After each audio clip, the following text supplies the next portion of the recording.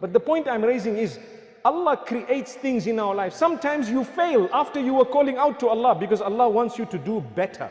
Wallahi, sometimes failure makes you a person who is much better in character. Do you know that you have people sometimes who develop an arrogance because they pass just like this? They develop an arrogance. They become people who think, hey, that's it, it's me. Thank you, fans. Thank you all, To be honest with you, Allah will wake you up one day to say, you know what? You're just one human being. You're going to return to me. These degrees are all temporary. They will help you for a few years. What's going to help you for the entire life after death is your relationship with me. We're not saying don't become whatever you want to become. Become, but understand that will only help you when you serve Allah through your field, over and above serving Allah through what He has made obligatory upon you. So how I start as a Muslim, if I want to follow Muhammad Sallallahu Alaihi Wasallam, I will start off with my obligations. I'll be a good Muslim. I'll try my best to fulfill my salah, to dress appropriately. My social relations need to be pure and clean and so on. I need to treat people with respect and what have you. Over and above that, if I am, for example, a doctor, I will ensure that I am honest, trustworthy, hardworking. I serve dedicatedly, Muslim, non-Muslim, whoever it is. Even if you're a veterinary, you could enter paradise through that. Do you want to hear the evidence? People say, what? You mean I just look after dogs and I can enter heaven? The answer is perhaps, yes, it could be. If your intentions are right and you're doing it with the right reasons, compassion, being compassionate towards these animals, it's something great and grand. Listen, I'm not encouraging it. I'm actually just saying it's permissible. That's all. I don't want people to give up medicine and say, right, we're becoming vets now. Because if you take a look at the hadith, it's the third time I'm mentioning it in this season of my presence in Cape Town, of the woman who entered Jannah because she quenched the thirst of a dog.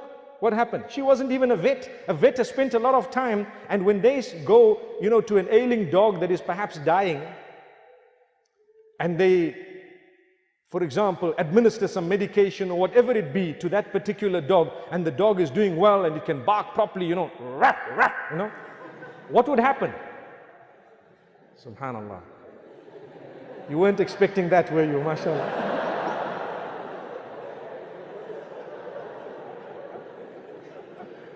I was just telling the uncle here that, when we got a talk for youth and the university students, I enjoy it because I can just be myself.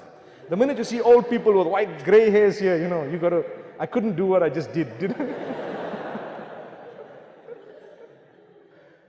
But the point is, you get happy because the dog is once again on his feet, walking around, wagging its tail, whatever, and it's gone. So if Jannah and paradise was achieved by the quenching of the thirst of the dog, what if something more dedicated is provided for that dog? Don't you think there's a greater chance of getting Jannah? Common sense. Subhanallah. We ask Allah to open our doors. So let's be hopeful. Let's try. Let's use our field to reach out to people. Let's become better. And let's remember that sometimes because of our haughtiness and arrogance, Allah subhanahu wa ta'ala knows that it's best for us not to get exactly what we want. And it brings me to one very interesting point. None of us, not a single one of us, will have everything we want on earth every time. No, not one. Because we were not sent to the earth in order to have whatever we want. There's a special place known as paradise where that will come. If we had whatever we wanted on earth, what was the point of going to a place called heaven?